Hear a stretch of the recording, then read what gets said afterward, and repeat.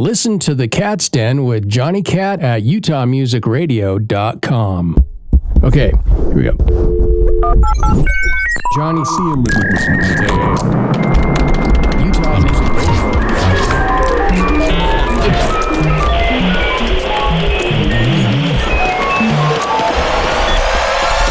You're listening to UM Radio. But yeah, hey, welcome everybody. Yeah, welcome to the Cat's Den. Johnny C's here. I'm Mateo, and we have an incredible guest. You might be overselling it. Oh, how can Not even close. You know what? You've been a staple in the entertainment industry for over 20 years. I would say probably, what? Oh, like way more than 26, that. 28, 30 years. I go back to playing locally mid-'80s. Oh, awesome. I arrived There we in go. Salt Lake in 1984, So 40 years. 50. yeah. It'll be 50 years. something like that. Yeah. 1980s or 50 years. That's amazing. Is that right? Did I do my math right? I don't know. Yeah. Well, you start. Okay, so I guess I should say No, your 40 name. years. 40 years, because the 70s is 50. Oh, good. I'm 53. I was in the 70s. God almighty. Woo. Yeah. Hey, let me do my math. So we still haven't exactly explained who we have here. No, I completely interrupted. So you've contributed to Salt Lake Tribune, City Weekly. You're a weekly guest on X96. Yeah. You just Since told me. about 1998. That's incredible. Are you a and guest at this point if No. it's been since 98, or Well, are you only- pretty much a staple? I only do like 15 minutes a week on Radio from Hell. Okay, well, Yeah, but that's people a guess, people think but I still. work there for some reason. well, Well, I mean, 98 that's is a good run. Yeah, but that's a hell of a gig to just work 15 minutes a week. that's incredible. Yeah. Gigs. But you know, doing that for such a long period, I would assume that you could at least put that on your resume. I have. Oh yeah, but In LinkedIn, yeah, I have. Oh, there it is. There I it is. absolutely have done that. LinkedIn. Okay, I so had to throw that in. we do have to say the grand old master, the very own Bill Frost, is in the Utah Music Radio studio today. Everybody give a round of applause to have Absolutely. Bill Frost I'll add to is it. in the studio. Absolutely. Yay. Awesome. I had to say his name because we've been introducing him this whole time, and then we just didn't, Never said his we name. didn't even say who it is. That's who we are. We just let people guess the entire time. Maybe That's a good novel approach. I like it. Actually, that's a do great that. idea. Okay, so Seriously. everyone listening right now. Didn't they have that Yes. Mystery guest. Mystery Sign in, please. guest. Yeah. Sign in, please. Yes. That's awesome. We need to An do that. audio version of that. So I have a question. Have Yeah. you been on the radio before? Have you been on television? Man, you could get 4 hours out of that. I know, right? Oh my God. Isn't that the truth? It's honestly really, it's really great having you here. It has been a long time coming. I've wanted you on the station since the inception back in 2009, just to have you on, because you have built such a name here locally. Even for me, you know, I've been in the industry for 30 years. Your name always comes up, always seeing what you're doing. And you're doing just so much good stuff locally, promoting, and just all the things that you're doing, like X96 and City Weekly and all the other, you know, all the other things that you're putting your efforts into. Everybody pays attention. You may not know it, but even people like me that are off in the fringes, just hiding and hoping. I hope somebody's paying attention. No, Yeah, that's seriously. awesome. Like I'm even cranking out something all the time. So when I told my 15-year-old daughter that you're going to be a guest on the show, what did she say? She was Who? like, wait. I think literally it was pretty quick. It was like, wait, from X96, the guy that's on X96? And I'm like, yeah, absolutely. I mean, That's the funniest thing, because that's a 15-minute gig once a week. I do a lot of other stuff, but everybody always goes back to the X96 thing. It's And I don't think I can ever, if I ever miss a show, people think I've died or something. You're like, no, I'm still here, people. I'm still alive. they do like have certain guests that have been on for quite, you know, like and Sean Means from the Tribune. Has Yeah. been Yeah. in it forever. the wine guy. I actually, The wine guy's pretty new. I think I Jimmy the wine guy, Oh yeah. yeah, he is. I think I learned from him years ago. I took some of his classes, but I don't even remember. Is But that drinking wine or just, he's what do they call it? or is that literally his last name, Jimmy Wine Guy? Oh, pretty much at should this be. point it is. Might as yeah. well be right. Yeah, it should be. Yeah. Yeah. But Bill, you've written for Salt Lake Tribune, City Weekly, The Islander? That's the Washington City paper? Yeah, the Inlander is in Spokane. Inlander. I write a TV column that I write first for City Weekly. Then I send that same TV column to the Inlander in Spokane, the Coachella Valley Independent, and now the Washington City paper in D.C. Wow. So it's my little small syndication racket. Gotcha. Yeah. Okay. So I get paid 4 times for that one thing. And that's all for, and why not? It's not a lot. Hey. But if you know that the astrology guy in the back of City Weekly, Rob Bresney, he's had a racket going on for 40 something years. If I could tap into that, Wait, is he could local? you imagine? no, he's not. Okay, but he's in like I would every I would aspire to be that guy for every paper. That's crazy. Makes me wonder if he just does like the South Park episode with the economy where he cuts off the head of a chicken and then just starts picking out the things where it drops dead. And he's like, okay, Gemini, you are going to have a really bad day today because cuts off another chicken. Somebody's going to fall off a cliff. I don't know. No idea what his process is, but it works somehow.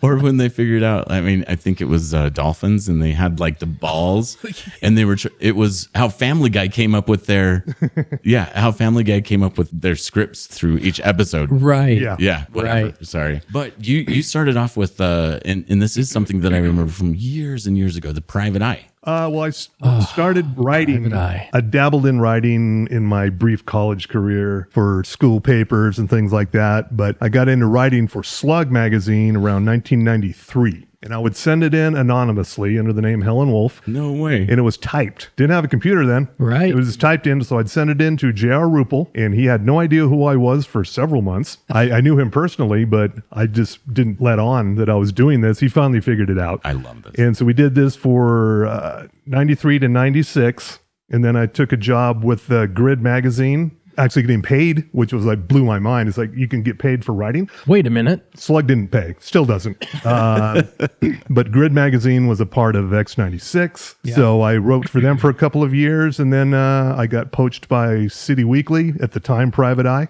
Yep. And then I got paid there, and they changed within a few months of me writing for the Private Eye. All of a sudden it became City Weekly, and I had no idea what was going on. That's right. crazy. They just changed it. It's like, cool. All right. Surprise. Yeah, here you go. Crazy. And then I eventually started working at City Weekly as a copy editor, a job I lied and said I could do. Excellent. I had to teach myself Photoshop and all the software and everything, and eventually rose up. I worked there for 18 years, up until 2015. Okay. Yeah. And I was everything from a music editor to an arts editor to an associate editor, which means nothing. And It means that it's an intern that doesn't get paid. yeah. And I eventually became the website manager, editor, social media manager, all of that, everything digital. And then I finally decided, I want to try and make some real money. So I gave corporate America a shot. Yeah. I'm sorry. Well, no, there's 2 corporate America stories. Oh. Okay. A friend of mine who worked with me, Jamie Gadet, basically got me in with this company, Corporate America Company, to replace her because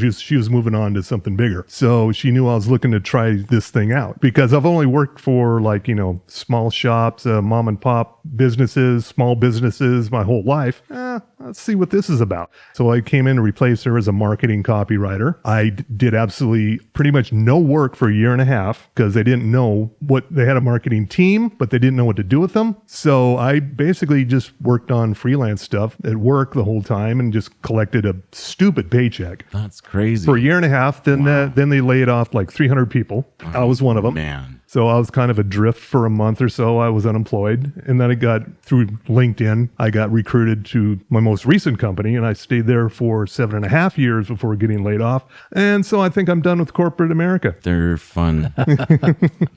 It's very, yeah. I mean, it was a good time for a while. Then ownership changed. It got weird. The vibes are weird. And, you spend this whole time talking about team building, team bonding, and culture building and everything. But when you can just yoink people out of that culture and that whole supposedly built team, kind of fucks with the vibe. No, it completely does. So I talk to people who are still there, and they're like, yeah, it's kind of weird now. Because we're all thinking, well, who's next? You know, Oh, yeah. Well, my dad worked at a company for 22 years. And one of the things that I learned, and he's a disabled American, and they laid him off when he turned 62. Oh. And so he's like, oh, so you're gonna lay off a disabled vet at 62 years old so I can't get my pension. I'll see you in court. Okay. And they're like, oh, that sounds like we don't want to do that. So how about we give you your early retirement and a couple extra years so you don't do that. So, but, All right. but then at that point I realized, oh, okay, so there's no corporate loyalty, even though he put in 22 years. He defended that company to the very end, and they promised him, because they were doing all these layoffs and everything, and they promised him, no, you're going to be the one that turns out the lights. That's what his boss told him. Okay. You're going to be the one that turns out the lights if this ever goes down. All right. Next round, he gets laid off, and he's just like, all right, you guys can go suck a dick. Yeah. And so, he put it out there. But Corporate job number 1, there were red flags galore. I was just too stupid to see them. right. Corporate job number 2, Usually that way. no red flags, making millions of dollars. This company is making millions of dollars. But this, the new ownership came in, and they had this whole mindset of Forbes magazine, if you're not growing, you're dying thing, which I don't totally understand, because For their investors. making a pile of money. I mean, insane amounts of money. It's so like crazy. still not enough. And so I talked to the other people who got laid off. Says, yeah, it seems like we were the most expensive people in each department, so we just got yoinked off the top. Yeah. Yeah. It's really shitty. So I completely understand. I've seen how the creatives in any type of corporate structure are always the most stepped on, most misunderstood, the least funded, and meaning what they're supposed to accomplish. Yeah. Not necessarily their salary, but like what they're supposed to accomplish. They're saying, okay, so corporate America's like, can't you just create this massive thing? And then they don't want to put any money into it, and thinking that you can just pull it magically out of your ass with rainbows and sprinkles. Yes. Yeah. But one of my first corporate jobs was working for a video game company, composing music on demand. Okay. So like I would go in literally every day and take off my bag and blah, blah, blah, sit down at my studio, turn everything on, and I would just literally have to just pound out song after song after song. But the cool thing is working for that type of corporate company, at least back in the day, I don't know how it is now, the owner would even come around with big pewter buckets with ice full of Red Bulls and Coronas. All right. And they're like, I mean, you'd come around like, oh man, you've got 20 more songs to compose today before you leave. Here, have a Corona. No, in fact, here, have 2. Yeah. Like seriously. And when we would get to what they call builds, meaning we have to, whoever's putting up the $3 or $4 million to have this video game created, we have to have like a certain amount of the game done by certain times, or they would just cut funding. Yeah. And so during the build times, and you're a week away, sometimes if you got still a lot of work to do, they would literally pull a cot up next to your desk and say, you need to take a break. We will time you. We got 45 minutes, lay down, go to sleep, blah, blah, blah. And you'd stay at the building for it. And so, yeah, that's a certain style of corporate America. And then come to one of my latest corporate America gigs recently. And it is like those in charge, they have no idea what creativity is. Yeah. They see other Wagoo. I know who you're talking about. yeah. They see other people's other major corporations branding and commercials and all this other stuff, and they think, I want that. That looks wonderful. And then they have no idea how to get there. Yeah. And they think, again, you can just pull it out of your ass with rainbows and sprinkles, and it doesn't work that way. And Well, that's how it gets created. Let's be real. Rainbows and sprinkles is how creative people work. isn't that how this? That's how we don't new get paid. administration's- Well, the thing is, We get paid with sunshine and bullshit. after correct. working at a weekly newspaper for 18 years, I literally could pull it out of my ass at any given time. It is a grind, because you gotta, you work all week to get the content, and you get it all ready to print, and then you start all over again. and you do that all damn year for years. Yeah. Maybe you get a holiday off. Not likely. Nope. There were several all-nighters, especially around when they do those Best of Utah issues. I was in charge of that thing for like 10 years or so. That was my project. Okay. And that was the There's the bone. There's the bone I'm going to pick with you. No, we'll get into that. No, I'm that's just kidding. those are all nighters, all dayers, all week, all monthers. Yeah. So with the City Weekly publication. yes. Oh, that's especially a lot of the work. Best of Work, That's Best of a Utah issue. lot of But work. so when I got to corporate America, it was like, oh, this is a breeze. It was like too easy. I'm almost thankful for them for kicking me out because I wouldn't have left on my own. It was too easy. Right. Oh yeah. Yeah. When you're the head of things and you're having to create and move and shake, like you said, a 25-hour day, and you've got to roll it over and get it done and then get it out. Yeah. Yeah, I mean, anything where it's a 9 to 5, you're just like, wait, the sun's still out. Yeah, I know. I can see where I'm driving home to. You know, it's I like never knew what that was like. no, But at least I'm saving over $200 a month in gas driving to an office I didn't need to go to. Right. yeah, With the same computer, I can do this job from anywhere. We did it for 3 years under a pandemic. right. Production was through the roof. It's like, nope, you got to come back to the office so we can get our tax breaks to fill this office. Oh, Yeah. I didn't. Of course, I knew that. Yeah, but it's I a didn't it's think tax about write off. that. That's why everybody wants them back in office, because otherwise, all of that landscape, those boxes they're empty. Yeah. And they either have to pay for it or sell it. And if they don't sell it, then it just sits there, and then they can take it as a write-off, or they can make money on it. And if they can bring people into work and make them money, they're going to have them come back in. Yeah. Yep. So yeah, it's crazy and sad. I'm glad my wife is hybrid. She gets to go. She works from home 3 days a week and goes in office. She works for a high tech company. She used to work for Cisco Systems,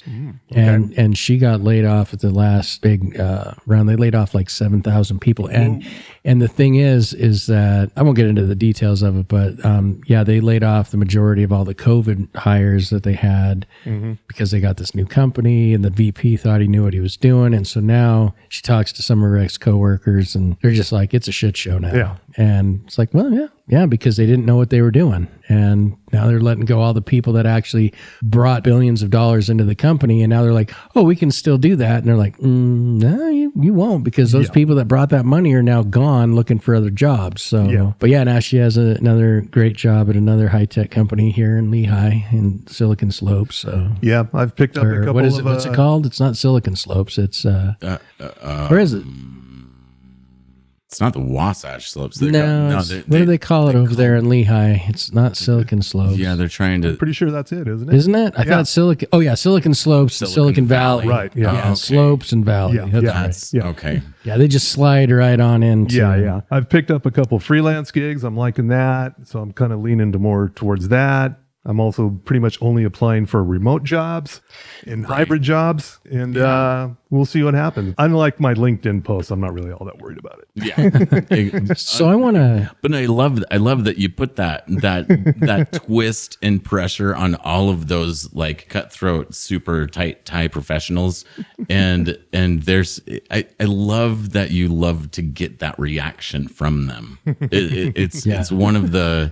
It's one of the characteristics of your writing and LinkedIn is the only place I do that. It's wonderful. What, you don't do that on Facebook, And where nobody- everybody can go I'm on all the other socials, but I only write about work stuff on LinkedIn. on LinkedIn. That's awesome. That's awesome because most people wouldn't dare do that, and it's absolutely wonderful. Well, okay, so we've talked about your time in corporate America and what you've done with City Weekly, Private Eye, and all of those. But what we haven't really got into was how you got started, because you said you started like out, you're writing in college and all that. But what was it that drew you to writing, or what got you into the whole where you're at now? It's kind of a roundabout way. I was a big fan of Bill Murray back in the Saturday Night Live and into the 80s when he became a movie star. Yeah. One of his first movies was Where the Buffalo Roam. That Hunter was S. so Thompson. good. Hunter S. Thompson. Yep. I was like, okay, who the fuck is Hunter S. Thompson? So I went out and got a couple of his books. I go, Oh, that's Hunter. this is it. Holy crap. That's how I got in. That's how I got into the idea of writing. I was leaning more towards music and art, but then, whoa, I love this. Yeah, and it's like completely different. Like, Yeah. it's just bombastically, socially different than most things. But I only dabbled in it for a while up until I started writing for Slug in the 90s. Gotcha. And that's when I started, it's like, oh, people notice this, people like it. So it's like, working on a monthly deadline, which is not too difficult. Yeah. I had a regular job, but I just had, one monthly column to write. It could be about anything I wanted. Sometimes music, most times not. That's awesome. Right. I like I that. just got to freeball it, really, do whatever I want. And eventually I ended up at City Weekly because I would make fun of Private Eye and City Weekly quite a bit in that Slug column. And they finally figured out who I was. And And they're like, we like the cut of your jib. You're hired. well, the way they did it is they had, it was a music issue in the 90s and had me and Laura Jones and a few other people who were musicians locally. And they had me in there as part of this group being interviewed at the same time. And their underlying agenda was, okay, we want to talk to Helen Wolf. What's it going to take to get you to write for us? I go, money. And, Right. Right. Exactly. and that was as simple as that. I met with John Saltis, the Grand Poobah founder. Oh, yeah. And we talked a bit. And, He's a good guy. And basically, they didn't really have to make much of a case. It says, I'm going to write about local. Basically, they wanted me to write about local music. Right. Because they wanted somebody to do that on the regular. Yeah. Not every week, but at least a couple times a month. And so I started doing that. And then I eventually branched out into interviewing and reviewing national bands. And but it was kind of hard to keep up the pace of interviewing local bands, not because there weren't a lot of them at the time. It's because you can't always there's no internet at the time, really. Oh, yeah. No, I mean, you had to either go out to every venue and check them out and then somehow get a hold of them. And then, that was a process back then. Yeah, it's a lot easier now. In the 90s, okay, so you were here locally in the 90s. So Yes. you can vouch for this. In the 90s, before Nirvana, before Pearl Jam, there was a huge scene here locally. Yes. And we had A&R reps coming here every single weekend to the Zephyr, Goat, Portical, Green Street. They were always coming in, checking out all the new bands and everything. Super Coke fueled. It was, the bathrooms, that's not white grout in the walls. Yeah, exactly. It's like a salt lick. Yeah. I mean, I don't know. I mean, You don't know. no. It's Sounds pretty like much somebody's tested that out, Mateo. Hey, no, I know nothing about this. I just recently, it's out now, the newest Slug Magazine. I did an interview about the 90s in the music scene for Slug Magazine. Yeah. And I just remember it being a frenzy of activity. I was either going to shows or playing shows. Yep. I was living on Jolt Cola. Yep. I think back and everything I was doing at the time, it's like I'm just exhausted thinking about it because it was just constant. Oh, yeah. Especially early 90s. Yeah, and it was every night there was a band that was filling a place up. And it could have been a Wednesday, it could have been a Thursday, it could have been a Monday. I mean, the Dead Goat on Monday nights was always a line going out. Oh yeah. There was always lines going out from the Zephyr. There was always lines going into Portical and all those places. And I was in that scene. I was traveling, I was touring, and I was gigging, all that stuff. It wasn't until I think it was a cut between either 10 from Pearl Jam or it was Nevermind from Nirvana that literally annihilated the scene. And I remember that when I think it was Nevermind. 91. And those, maybe it might have been a little bit later, maybe 93, 94, maybe. But when it hit, it dried up.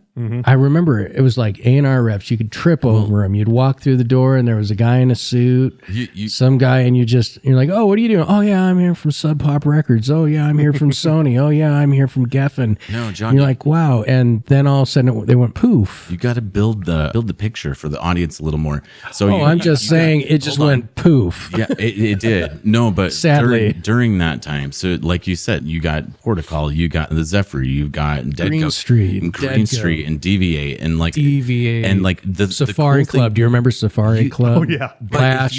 If you were in line, at one of these places, let's say you're in line at Dead Goat and you wanted to see whichever band it was, and then it was actually a long line. It wasn't moving that fast. People weren't exiting. They weren't So leaving. You could They easily, waited. You could easily just jump to walk quickly to another another club. bar. And everybody always had something amazing, so it just really didn't matter. You could actually bar hop. A lot of my weekend in nights Salt Lake were City going back and forth between Bird's Tiki Lounge and the Bar and Grill. Oh yeah, Getting tacos in between. Yep. Oh yeah. Yep. Yeah. Oh, Wow. oh, the memories. But I remember the Safari Club. It was Lash who invited me. Lash. He's like, you got to come check out my club. I don't think I ever made the Safari. Oh man. Oh, it was Describe- basement. Oh, okay. Wait, it was. where was that? It was like right at the same block as the Dead Goat and Yeah. DV8. So it was. Remember the white building on West Temple, just across from the Salt Palace. Yes. And they demolished that with DV8. Yes. It was because I was the backside of DV8, wasn't it? Yeah. Yeah. Oh, Or it was it was kind of the same building, but Okay. it was not.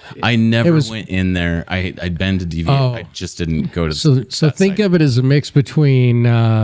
No, it was just his own kind of joint. It was. He made it kind of safari-ish, but it was very. He tried to make it look kind of 90s modern, but with a Jamaican feel to it. Interesting. And but the stage club. downstairs. Oh, did you see? So Yeah. He took me on a tour of the whole place. Yeah. did he take you to the tunnel underneath that actually connected to the Dead Goat on the other side? Yeah. Yeah, it was a door there and everything. Oh yeah, yeah. It I was did not see it. No. Okay, so what we all need to do, and everybody that's listening, I know there's quite a few right now. What we need to do is get some money and then open up a new goat because I'm still friends with JP. Safari goat? The Safari Goat. Yeah. Oh, there we go. What I want to do is build another bar and put a tunnel inside it, just like the goat. Zephyr And it has the back end where you go to the backstage. But yeah, I mean, the Safari Club, man, that stage was probably about 10 inches smaller than Bert's. Yeah. It was so small. Yeah. You could get a guitar player and maybe a bass player, but the drums would have to be like a 3-piece. Yeah. So if we do build said club, It would be a much better, bigger stage. and we do build said underground tunnels. Oh, I don't care if we just manufacture it so it looks like we're going through a tunnel. No, I was just gonna say, Okay. can't we like tap into some of the other major religions' underground tunnels and just like You're create a talking about our secret door? prohibition tunnels that we're Those- filming in. Yes. All right. Oh, hey, let's do that too. Yeah. Like Witch of The Witch of Wander Lane. Yeah, we're actually filming a period piece from the 1930s. Okay. We're actually filming inside some of Brigham Young's prohibition tunnels. Cool. All right. It's amazing. Okay, change the subject. I've been in most of those. Do you remember the underground tunnels under State Street? There was like so you'd get into, and I'm sure you know this. When you first get into the scene, you're like, you're level 1 up here, and you get to meet some pretty trippy people, and they're like, "Hey, come to a party," and so you go to their house, and then you meet some trippy people at that party, and they're like, "Hey, why don't you come to a party?" And then you go to like level 3, and then it's like really weird. But once you get into like level 4, all of a sudden you're in the tunnels under State Street. There's some and if you crazy get stuff. into level 5 shit, you're like, why are there naked people running around with masks on, kind of thing. Is that when you join the Illuminati? It was, Yes. And a lot of these it was an tunnels- art show. There was an art show in the tunnels under State Street. That's crazy. And there was some weird ass Okay. people there. And Yeah. they used to be they're the tunnels that connected to the Utah State Prison, which was where the library, the Salt Lake City Library was. But I'm talking about some of the occult tunnels that connect to the church to the church. Yeah. where they passed the booze so back and forth from Brigham's house. I'll just say that. So my dad was a member of the MOTAB for 9-10 years, and I used to hang out in the MOTAB. And see, the thing is like, I don't know if you ever noticed, and probably most people don't, but the MOTAB, they exit behind. Well, back in the day when they actually did it at the Tabernacle, they exit behind the big organ, and those go behind and under everything, and then turn into all of the tunnels that literally they go to the stakeout. They go everywhere. Oh, they go everywhere. Yeah. With armed guards with AK-47s literally at each corner. And no joke, when I was a child, I saw this stuff, and it was I ran. That's all in case through those you tunnels. have some really rabid fans I'm like, for the don't- MOTAB singers. I'm like, don't worry, my dad's a member of the MOTAB. Okay, you can go there, and the little kid. See, this should be the podcast. Yeah, we should talk about the underground tunnels. Right? Yeah. Okay. No. You've said too much already. I know. Dude, they're Well, gonna come there goes the after internet. me. We need we need to bulletproof our glass windows. Just kidding. A lot of glass here. A lot of glass. But it's a great view. Yes, very. Yeah, we got Mount Olympus. Oh shit, I said too much. Hey, dude, are we gonna get what do they call that when they do it on video games? Are you talking like Grand Theft Auto or like the Black Ops, where you like the thing where like they find out exactly where your IP address is and then they like send cops to you or something? Oh yeah. What is that Swatted? called? SWAT. Get it swatted? Yeah, they call it. I know what you're talking about, but they go through your IP. I'm not that young or cool to know exactly what it's called. Why don't Well, welcome to Florida Radio. There we go. Florida Music Radio. Florida man. Yeah, we're the Florida man right now. Oh my god. Nice. No. So what did you guys think of Heretic? I mean, maybe change a different subject. What's one of your favorite movies that you have? My all-time, I have new favorites all the time, but my all-time favorite is Dr. Strangelove. Okay. Yeah, that's one I can watch anytime at all, and it still cracks me up. Right? And it's all too real now. Oh, Right. Idiocracy So maybe is all too real to me. Yeah, that's another one. Yeah. yeah. Just watch those two movies back to back, and then just take the drug of your choice and just slide into the bathtub. You know, I haven't seen Dr. With a toaster. Yeah. slide into or Naked Lunch. Oh, wow. Naked Lunch. Sorry, I did not say that out loud. It's kind of disturbing just to say the name. But my wife and I, we've actually been watching quite a few really, really amazing television shows. One season, or what are they called? Did I write about them? Did I direct you to them? Just say yes. Yes, you did. As a matter of fact, you did. Bill Frost is like literally the best reviewer, and the only person that I actually go to is Bill Frost's columns or on X96 and listen to him, because and Bill, thank you for all of your Yeah. But Thank you for all of your work. is there something? I'll Venmo you. Oh, yeah, excellent. Like a pay schedule? Yes. Okay, excellent. Is there anything like on your radar that's just incredible? Well, always Severance, because I never know what you're going to get from week to week. That's the one thing that my wife and I, we keep thinking, are we going to try? Are we going to start it? Are we going to start it? It's a journey. Okay. Is it pretty good? I mean, It is good. Yeah. I keep hearing it's from very weird. more and more friends that it's worth getting into. It's got a bit of a Lost vibe. Oh, okay. Oh, okay. All right. Yeah. I'm down with that. Yeah. That's Did awesome. you? Okay, so I've got two shows. Wondering if you've seen them. Okay. The latest series that I watched, which just cinematography, storyline, and all that. American Primeval. Yeah. I haven't finished it yet, but I know how it ends. Yeah, I think we all. It's kind of like the Yeah. sinking of the Titanic. Yes. So far, well, we've seen the whole thing, and to me, that one, hands down, is one of my all-time favorites. One the thing that blew me away was the guy from Sons of Anarchy. Please play Brigham Young, right? Yeah. Yeah. Oh, okay. That one. Yeah. You have to see it. I did get into. I think we did 1.5 episodes, and then something came up, and then we'd forgotten to Yeah, start. the it. actor. I'm looking behind your shoulder here, sir.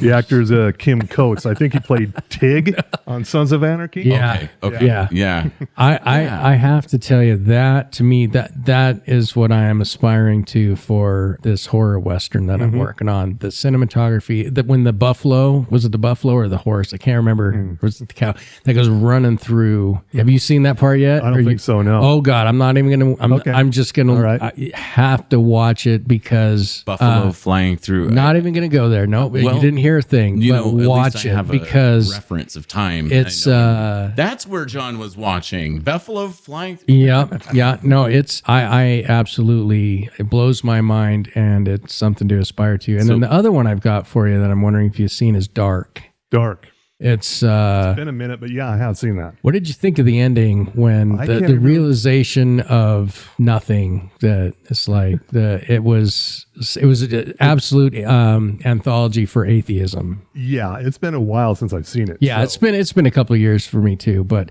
I might that go one, back and rewatch it now. yeah, and just the twists. I love the writing. I love the twists and turns in that. what do you pay attention to in most of the shows that you watch? Like, is it the writing, the cinematography, the storyline? What is it for you that helps you grade your... Even though I'm a writer, I tend to cinematography. It's got to look great. Yeah. It's got to have the look that's right for the story. What about the sound? Well, of course, the sound is the most important. It really is. Yes. It is. You have nothing without the sound. But the thing is if Absolutely. you have both of those too, Yeah. then sadly, sometimes the storyline can kind of go awry and you wouldn't notice as long as like you're captivated by, but no, the story's got to be there. If you want something with some twists, there's this new series on Hulu called Paradise. Okay. It's kind of a doomsday political thriller. That all sounds like a weird mix of words, but that's what it is. And it's about the president being assassinated, and his bodyguard is the prime suspect. Yeah, that's the one. Sterling K. Brown, James Marsden, Julianne Nichols. There's a big twist in the story that I don't even want to give away, but everything is not as it seems. Wow. We're about 4 episodes in, and it's getting weird. Nice. Yeah. I absolutely love it. What was that one with, we started watching it. I'll have to message my wife. I know she's listening, but it has Niecy Nash in it. She's the Grotesquerie? Grotesquerie. Yes. Okay. So I can't explain it. I don't know. yeah. So I got to a certain point in it, the one scene in the church where it was did you see it? Mm-hmm. Oh, yeah. And yeah, I don't want to ruin it for people listening and all that. I think it was about at that point I was like, 'cause I'm a comedy writer. I like comedy, but I write horror. Okay. And I can write, it's kind of like how Robin Williams is a comedian, but he is an amazing dramatic actor. Right. Yeah. It's the same thing. I like comedy, but I can write some really fucked up shit. Okay.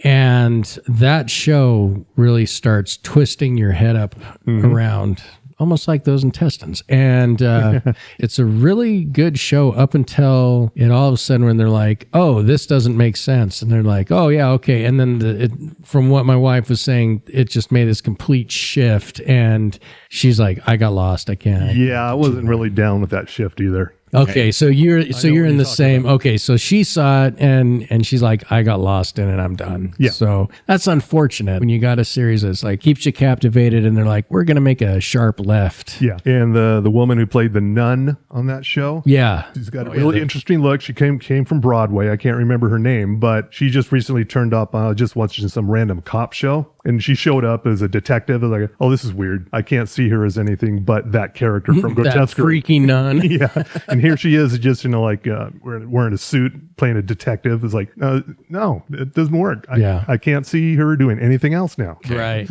So, John, I have to bring this up to you. And Bill, have you seen The Shining Veil? Yeah. Oh my God. Oh my God. They canceled it. What? Yeah. No more. No more. 2 seasons and canceled. Which one was it? Shining Veil is on Stars. Oh, okay. He just recently showed up on Max too. Oh, okay. But So- it was a Stars original. That's why no one saw it. Oh, okay.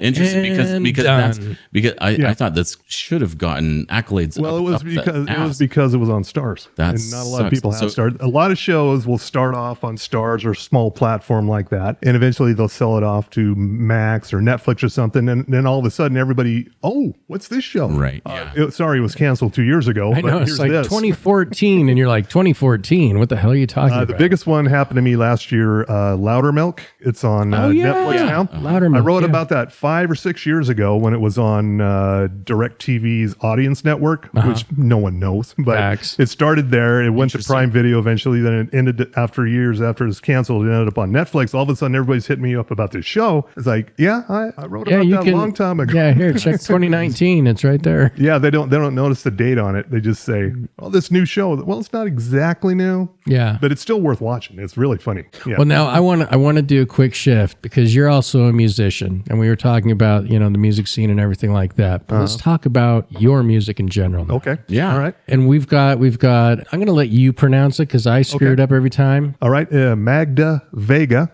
Magda Vega. Our singer Robin came up with that. Okay. She thinks it means star trash. I don't think it translates directly. but I didn't want to tell her otherwise. See, with my dyslexia, I look at that name. Whenever I look at the name, I always want to say something exactly wrong. Yeah, most people do. Magna. I mean, whatever comes out. Every time I want to say Magna Vega, Yeah, and I'm like, so you guys came out of Magna? We could relocate. Yeah, it's Magda Vega. Magda Vega. Magda Vega.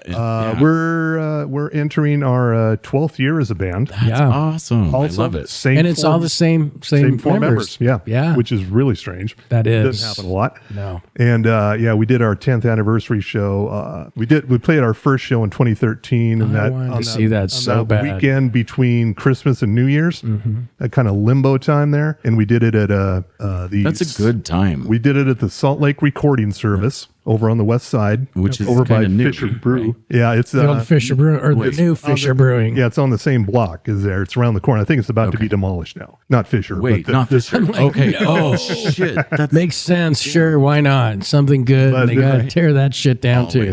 they're just about ready to tear down the building. Yeah, it's this guy Brad. He had a recording studio. I think he also lived there. It was a pretty cool joint. Yeah, and so we did our. We looked into it. We couldn't go back to the original location because it's about to be torn down. So we did it at the Tailgate Tavern, which is one of my favorite places to play now because it's like old school Burt's, where you just roll in off State Street, plug into their PA, and go. No run way. your own sound. Nice. No way. Okay. I prefer that. We're dealing with most sound man because no one's there to tell me to turn down because I'm the sound man. Facts. Wait, So how would you? I was your sound guy a couple Yes. times. I think Yeah. so. And you never had that issue with me, though. That was a big room. How would you describe your music? Loud and obnoxious. It's Postmodern punk. And here's the trick. When I interview bands, I'm gonna do it with you too. Describe your band without sounding like somebody else. Don't say, "Whoa, we sound like so and so." You know, you got to be your own. You know, I've written bios for bands where they have that request is like, write a bio for us. Don't mention any bands besides so us. Like, hard. that's All a right. challenge. I can do it. Yeah, it's one part like stoner rock, like stoner doom rock, because we do a lot of down tune stuff, Right. Like down to as low as A tuning. Oh, nice. A lot of D, C, B. That A, stuff starts drop to shake tuning. rooms. Yeah, Like yeah. We've had Especially when it's the bass. yeah. Oh man. we've literally rattled a speaker off a tower at one show once because Yeah, of the, and you know what? That was at the old Holy Cow. I've had to rebuild so many of those by hand. So that's your fault. Sorry. That's all your fault. but it's also a little bit of garage rock, a little bit just straight up rock, maybe a little punk. I want to say Yeah. there's a little postmodern. I was gonna punk in say, there, well, yeah, the punk's got to come from Angela. Oh yeah. Because I mean, and everybody's- probably a bit of you too. But I mean, the roles in the band are myself. I write a majority of the music. Once in a while, okay. Mike, the drummer, who also plays keyboards. Okay. He will write some on a keyboard, and I'll translate it to a guitar. okay. That's cool. I like And that. Robin mostly writes her own lyrics. Sometimes if she's blocked on something, Mike or I will write lyrics for her and say, "What about this?" And she'll make it her own. Angela is good at arrangements. She can like she say, is, "What if yeah. we part this part here?" And or what if we do this here? It's like, okay. Yeah, And it just she's makes always the had a song. good ear. As long as I've known her, she has just had a real good talent for building it up and shifting things around. And she was a guitar player, and I just said, "Okay, well, we got a guitar player for this band. That's me. So here's a bass, and let's figure it out." And so now she's been playing bass So for 10 years. where do you do this? Like, do you do this? Do you have a weekly practice? Do you have? Weekly-ish, yeah. Yeah. Do you have? Our singer Robin lives in Ogden now, so So it's real close. yeah. So we do a lot of like 3-piece power trio jams where we just like go off for 20 minutes on some Nice. Pink Floyd shit. Love it. And eventually maybe it'll evolve into a song, and then she'll come in, make some lyrics for it. So yeah, we mostly practice as a 3-piece. We get Robin once in a while. do you and have it a was fine. practice space, or do you? It's up in the house. It's up in the avenues. okay, cool. Mike's house in the avenues. Nice. One of those tiny avenues basements. Oh Oh, yeah. where Yeah. the ceiling is 6 feet tall. And, you're just scraping the top of your head. I live lived in the avenues, so I remember those ceilings. Yeah. It's either like an 8-foot dirt hole, Yeah. or it's a 4-foot crawl space, and you're just on your knees playing the whole time. Fortunately, it's a finished basement, so it's that's not. nice. But then it's a tight room. It's still. You Tight room, yeah. you all walk out, throwing out your drinks, and then you just can't hear each other for another 3 days, right? Yeah, we're done. Yeah. Yeah. This is hey, I hope you drive home safe. Can't hear you over my tinnitus.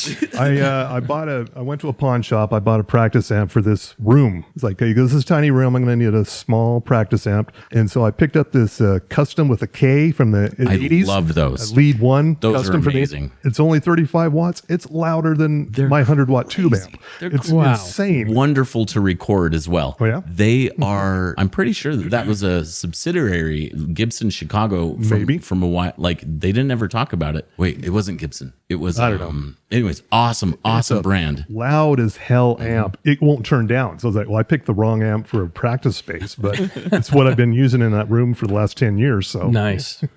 So cool. Well, we've got one of your songs. yeah.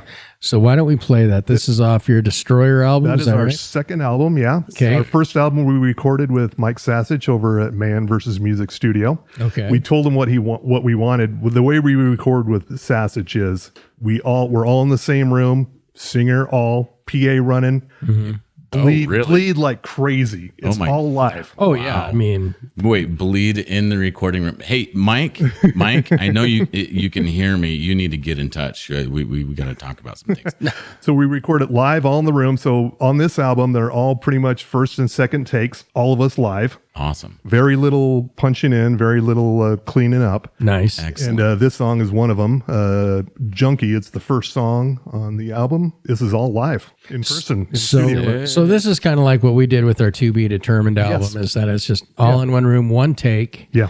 We didn't go back. We didn't clean anything up. It was all mixed, and then we just threw it out to the public. Because our whole goal for that was, look, we want to be able to give our audience what you would listen to if you went to a show. Right. And so then there's no... It's still the best There's no experience. fluff. It's not hyped. It's not, where you could clean it out, eat off the floor with it just being so homogenized and everything. I don't think... And it's just real, and you don't have to, it's a lot better that way. In that way, you can actually feel the fingertips flicking the strings, the feel of how a guitar is bent, the way that the drummer is turning, and maybe he just didn't quite hit that snare or hi-hat right because he just moved over to hit the toms, and you actually can feel the band inside the band. Yeah, we recorded and released it in 2017. We did the album release show at the Heavy Metal Shop. We played inside the Heavy Metal Shop. I'm proud to say we filled the room, Awesome. Nice. Awesome. which is not hard.